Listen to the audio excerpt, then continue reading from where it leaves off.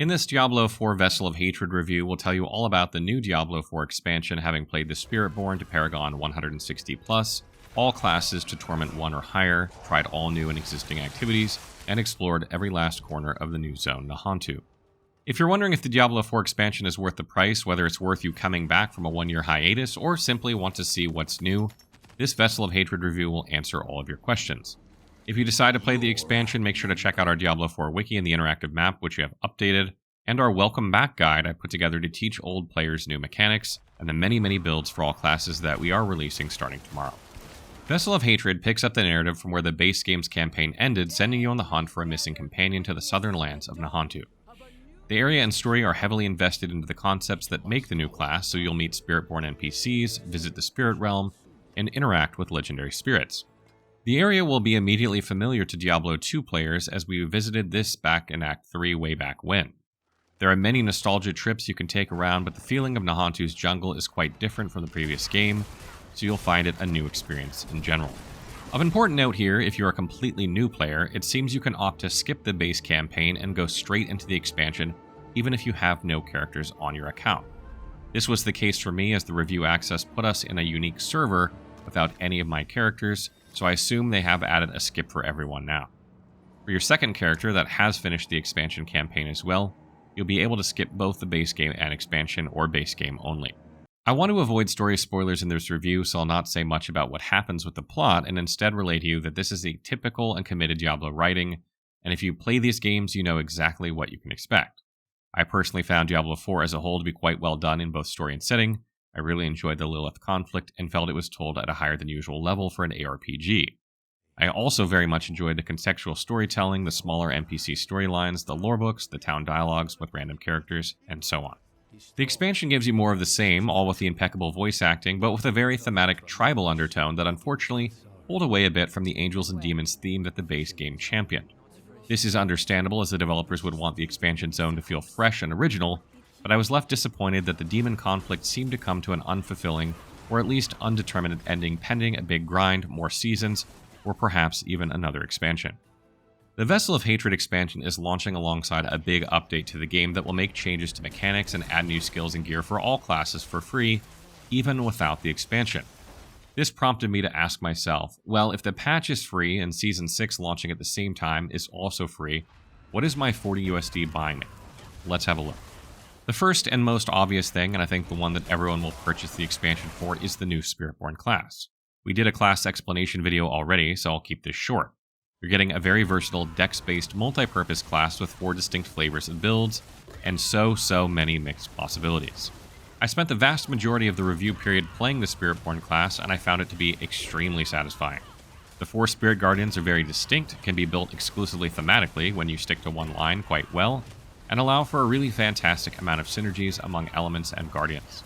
You have access to almost every type of damage as a Spiritborn and can customize your build to do some truly extraordinary things. The uniques for the class were varied and felt flavorful, meaning every time I found one it made me think, hold on, what if I do this? This is not a feeling we had very often with the original game, the utter disappointment of the Gloves of Illuminator, so it immediately grabbed me into a creative loop for builds and synergies. There's simply too much to say about the Spiritborn to fit it here, so you can check our class preview that is already published, or my beginner and endgame progression builds that I prepared during early access that will be releasing in the next few days. Needless to say, you'll see a lot of them because they are just so much fun. In addition to a new class for the player, the expansion introduces Mercenaries. These companions mimic what we had in Diablo 2, but are improved versions with their own skill lines and reputation progress. You unlock Mercenaries as part of the base story and are tasked with recruiting all of them. Then you can equip one as your constant sidekick, and another one to show up every so often when you execute a specific skill, or if you're injured or crowd-controlled, with a cooldown, of course. Both of them will gain rapport whenever you complete quests, bosses, and kill elites with them equipped. That rapport will give you skill points for their trees and slowly unlock bartering upgrades at the Mercenary Den. You use the coins obtained from leveling them up to barter for legendary gear, boss materials, and even caches of specific aspect types. Progress made with each mercenary carries over to your alternate characters as well, so you don't have to redo them. Overall, this is a simple but efficient system, and I personally quite enjoy the new buffs you get from having companions.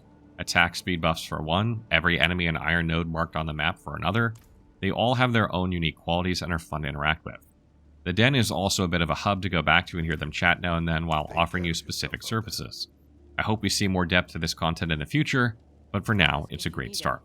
The other obvious expansion addition is the massive new zone of Nahantu in the south of the map. This jungle area adds new dungeons that grant Spiritborn aspects exclusively, as well as questing and 2 new completely unique endgame activities, the Undercity and the Dark Citadel. Nahantu as a zone is quite well done with twisting paths packed with new enemies. It is a big change from the frozen north and the deserted plains you've grown most accustomed to, but running through the area can be incredibly tedious as the paths are narrow and there are really so many enemies. This is great if you're questing as you feel you have a lot to do and there's always an elite pack around the corner, but if you're trying to run to a dungeon and get an aspect, you'll probably be annoyed getting stuck in small corners as you try to dodge past all of the enemies. On a much more positive note, one of my favorite inclusions of the expansion is the Kurast Undercity. This is by far the activity I enjoyed the most. The Undercity is a special location that you unlock via the main quest. You open a portal and get transported to a dungeon, and you must clear 3 floors to make your way to a specific boss depending on your tier. This is all done against a timer, however, so you enter with 100 seconds on the clock and must gather attunement to unlock up to 4 tiers of rewards. Killing special afflicted enemies will give you a small time boost as you run through as well. The time trial aspect alongside the good boss mechanics and the reward system really hooked me here. You have the option of using an offering obtained from nightmare dungeons and bosses that applies conditions to your run, such as ensuring you'll get more experience or maybe even a class unique. This will also give you a minus 25% time penalty, but is well worth it for farming. You can additionally bargain to ensure the legendaries dropped at the end have specific affixes such as guaranteed skill affixes or guaranteed defensive aspects, etc. The level of customization available with these, the excellent flow of the dungeon and overall pace of the experience is really a ton of fun. The bosses at the end of the Undercity are also new and have unique mechanics revolving around spirit and blood magic. As a traditional MMORPG raider, I get quite into that kind of stuff, so when I saw a spirit debuff and the boss started spamming waves of blood and spirit, I was quick to jump on the spirit lane and avoid all damage while thinking, oh my god, raid mechanics, yay. The good news though for you ARPG players that don't want to bother is that yes, you can make your character very OP and just stand there and take it to the face if you prefer. But since we're now on the subject of raids, let's discuss the new endgame activity, the Dark Citadel. This is a Diablo raid. There's no other way to describe it. It must be done in a group of at least 2, it has wings that unlock progressively, mechanics such as one person goes through a portal and kills boss spirit, then the other player summons them back with the boss soul shard in hand, so it can be damaged in the real world again, and it has weekly rewards for completing each wing. When we had our first look at Diablo 4 years ago, I speculated this game was leading a lot more into the MMORPG side of things. The launch itself didn't quite realize that vision, but now that we arrive at a fully fledged party finder and a whole raid area, I'm confident to say that yes, Diablo 4 is an ARPG heavily trending toward an MMO, and I'm not mad about that at all. In fact, this is a fantastic and engaging change that may allow Diablo to echo the longevity that Destiny 2 enjoyed, thanks to developer pivots in how to approach game expansion content. The Dark Citadel isn't crazy difficult, and you'll probably be able to figure out what to do easily, even with a pickup group or a bunch of randoms. But it does have the beginning of that mechanic depth that makes that kind of content really addictive in the long term, where you want to gather a team and take on this challenge. It also has unique loot and drops, and there's a vendor that will sell you extremely valuable items, such as ones to reset your tempering rerolls. I was lucky that we could play among the Fextra team and get the group experience right away, and we had an incredible amount of fun doing it. But like World and Pit bosses, I expect deeper levels of the Citadel will have more challenging mechanics, so we'll have to see how these work on Tier 4 when people have less than ideal connections, no microphones, etc. Overall, I hope it works well because I really had a lot of fun doing it. The last paid addition with the expansion are runes and runewords. This is a new system that allows players who have advanced the expansion main quest to get runes from bosses, caches, and activities. These runes are tradable to non-expansion players once dropped and can be matched to generate a rune word and give specific benefits. They are slotted as replacements to gems, so you have to have something worth losing whatever your gem slot was going to give you. Runes come in magic, rare, and legendary variety, and I found legendary drops past Paragon 150 and into Torment 2 and beyond, but would still drop if I went back to Torment 1. They usually work like this. Rune 1, do something and gain X offering. Rune 2, consume X offering to trigger this effect. So for example, I slotted Cast an Ultimate ability and gain 150 offering. Consume 25 offering to gain 2% crit chance. Overflow generates more stacks. This way, my ultimate always gained 12% crit. You can also do some really broken things with these, such as add class abilities from other classes. Let's say you're a fat druid and tired of being left behind. Now you can slot the sorcerer's teleport, never have to be shamed for your tardiness again. Miraculous stuff, really. However, the true impact of these is only understood in the context of much bigger changes to the game that come with patch 2.0, which is of course free to everyone. The new patch brings some very important and impactful changes to the game, so I suggest you refer to our welcome back video for information on them. It's publishing tomorrow and gives a full overview of the free updates, and there are really a lot of them. For a simple overview though, the entire item power system has been rehauled, damage numbers readjusted, difficulties redone, drops refined, activities streamlined and improved, and really so much more. Honestly, it's such an avalanche of changes that you should try the game out again, even if you aren't buying the expansion. Final thoughts. I would like to wrap up this review by giving you an overview of where I think the game is now based on what I could play during this early access period.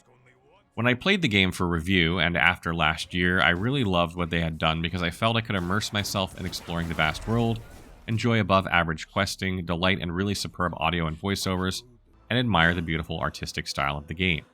I think that feeling was shared by many, but a lot of the game's momentum was destroyed by specific developer choices made around Season 1 with patch 1.1. This is about the time that a huge amount of nerfs hit the most popular builds and players started feeling like the dev team was out to crush their creativeness instead of finding new challenges for them. By that point, I had played over 300 hours and I had the mad rush of the 2023 summer releases coming, so I simply moved on and then checked in occasionally to see what seasons were adding. I got more interested as I started noticing things like Season of Loot and told myself I could play a bit casually for those seasons and wait for the expansion to truly experience the game again. And I am so thrilled I did, because now I feel like I'm getting to experience Diablo 4 as a new and improved game, and it has brought back all my hype and appreciation for the game. The expansion price tag is significant, and you would mostly be purchasing it just to play the Spiritborn, but the mercenary and endgame activities added are definitely worth it for me. But I feel the most important thing is that even if you don't buy the expansion and simply come back to play the same base game you've had for however long, you'll find a much more rewarding progression path, much easier to understand and put together builds, incredible paths to absolute build domination that aren't getting nerfed and are instead being rewarded with additional challenges, and much more streamlined and enjoyable endgame activities and tempo. We had so much fun with the review period that even knowing our characters were going to be wiped in just a few hours, we were still stopping to kill treasure goblins when we saw them because, well, they may have that greater affix we wanted. It's that kind of game where you get lost in the process and can pick whether you want to play calmly at your own pace or go full sweaty hardcore and feel challenged. I can hear the idle music playing in my head even hours after I have stopped playing and may have had a dream or two where I was theory crafting some new build from a unique I got before logging off.